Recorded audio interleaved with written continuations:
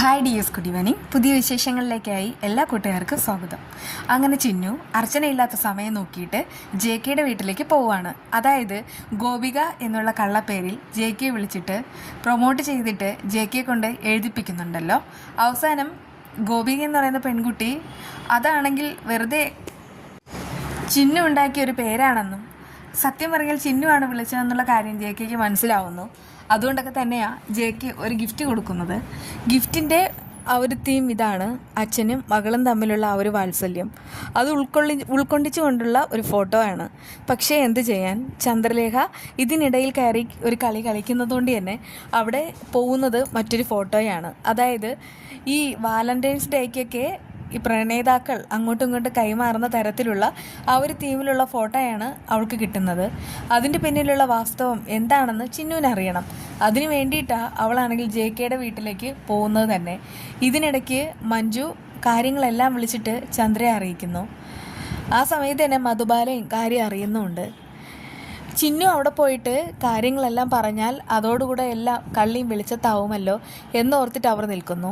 അതുകൊണ്ട് തന്നെ ചന്ദ്ര പറയുന്നുണ്ട്, കുരുട്ട് ബുദ്ധിയുടെ കാര്യത്തിൽ എനിക്ക് നിങ്ങൾ ക്ലാസ് തരേണ്ട, എല്ലാ കാര്യങ്ങളും എനിക്കറിയാം. ഒന്നുമില്ലേലും ഒരു ക്രിമിനൽ ലോയറുടെ കൂടെയാണല്ലോ ഞാൻ കഴിയുന്നത്, അതുകൊണ്ടൊക്കെ പറയാണ്. എന്താണെന്ന് വെച്ചാൽ ഞാൻ ചെയ്തോളാം. അതായത് ജെ കെയുടെ വീട്ടിൽ അതിനു മുൻപ് ഒരു സംഭവം ഉണ്ടാവണം. ആ ഒരു സംഭവത്തിലൂടെ തന്നെ അർച്ചനയും ജെ കെയും ചിന്നുവും അവർ തമ്മിൽ പിരിയണം. ആ ഒരു തരത്തിലായിരിക്കണം കാര്യങ്ങൾ പോയിക്കൊണ്ടിരിക്കാൻ. എന്തായാലും അവർ തെറ്റിദ്ധാരണ വരുത്തുക എന്നതാണ് അവരുടെയൊക്കെ ഉദ്ദേശം. ഇതിനിടയ്ക്ക് ചിന്നുവിനും പണി കൊടുക്കാനായിട്ട് തീരുമാനിക്കുന്നുമുണ്ട്. ചിന്നു അങ്ങോട്ട് പോകുന്നത് കാണിക്കുന്നുണ്ടല്ലോ. അത് കഴിഞ്ഞിട്ട് പിന്നീട് കാണിക്കുന്നത് ഈ വിജയശങ്കർ ആണെങ്കിൽ മകളെ പിക്ക് ചെയ്യുന്നതാണ്. അയാൾ കൊണ്ടുപോകുന്ന സമയത്ത് തന്നെ അവളുടെ ഉള്ളിൽ വിഷം കുത്തി വെക്കാനായിട്ട് ശ്രമിക്കുന്നുമുണ്ട്. വളരെ മോശമായിട്ട് അർച്ചനെ കുറിച്ചൊക്കെ പറയാണ്. അതായത് അർച്ചനയും ജെ കെയും തമ്മിലുള്ള ബന്ധത്തെ പറ്റിയാണ് വിജയശങ്കർ പറയുന്നത്.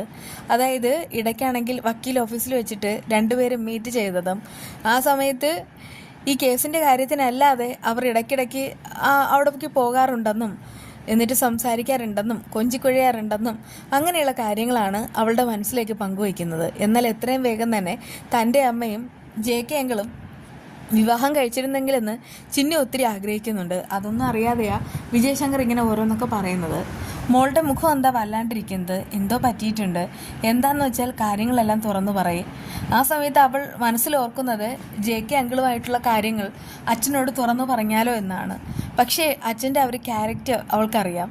പ്രത്യേകിച്ച് ഈ അടുത്ത കാലത്ത് തൻ്റെ കുടുംബത്തോട് ചെയ്യുന്ന എല്ലാ അപരാധങ്ങളും അവൾക്കങ്ങനെ കണ്ണുടച്ച് തള്ളിക്കളയാനായിട്ട് കഴിയില്ല. അതുകൊണ്ടൊക്കെ തന്നെ ഒന്നും പറയാതെ അങ്ങനെ ഇരിക്കുകയാണ്.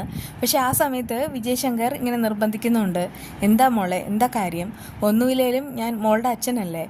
അമ്മയാണെങ്കിൽ അച്ഛനെക്കുറിച്ച് മോശമായിട്ടായിരിക്കും മോളുടെ മനസ്സിൽ ചിത്രീകരിച്ചിരിക്കുന്നത്. പക്ഷേ ഇപ്പോഴും അച്ഛനാണെങ്കിൽ എൻ്റെ മോളോട് സ്നേഹമുണ്ട്, ജീവനാണ്.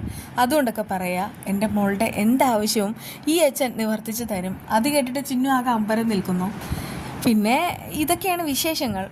എന്തോ ഒരു സർപ്രൈസ് ഒരുങ്ങിയിരിക്കുന്നുണ്ട്. അത് നാളെയാണ് കേട്ടോ. ആ വിശേഷമായി കാണാം. ബൈ.